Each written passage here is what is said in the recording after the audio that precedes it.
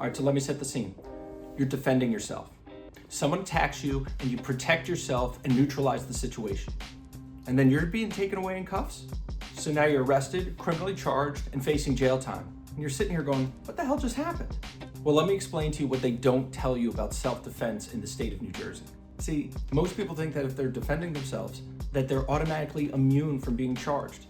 And that's just simply not true. You may have a valid defense, but you don't have a defense against being charged. And that's a significant difference. When the police show up and there's chaos and confusion, they don't really care who threw the first punch. They care about who's bleeding and who's talking. If the other person is louder or has visible injuries or called 911 first, guess what? You're the bad guy. Because when law enforcement gets there, the first narrative that they hear is theirs. And do you think they're going to tell the police that they started it? Over the next few minutes, I'm going to show you how self-defense actually works in New Jersey assault cases and how we turn the tables when someone gets charged for doing the right thing. Hi, I'm Daniel M. Rosenberg, a criminal defense attorney and partner at Rosenberg, Perry & Associates, and we help people who get charged with cases like this every day. In New Jersey, self-defense is not a get-out-of-jail-free card. What I mean by that is, even if you were acting in self-defense, you could still be charged and brought to jail even if you were doing the right thing. And it's an affirmative defense that you have to raise, which means that you have to admit that there was some form of conduct, which is a very sticky situation because you have a right to remain silent and most times should not be communicating with law enforcement. And even if you did the right thing, you absolutely defended yourself. They started it. All you used was necessary force to neutralize the situation. We don't deal with the truth. We deal with the allegations. And the allegations are, you started it, you hurt this person, and you're charged. So we have to defend against those allegations. And I'm not telling you that the criminal justice system is fair, because it absolutely is not. It just does the best it can with what it's got. And these are the situations that normal people are caught in every day.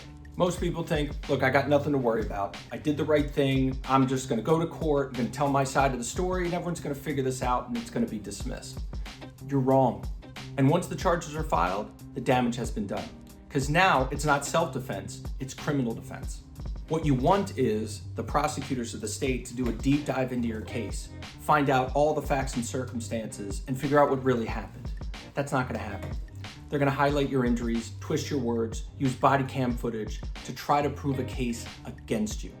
And it's not because prosecutors are bad people doing bad things. They see this every day and they get numb to it. And when you're a hammer, sometimes all you see is a nail.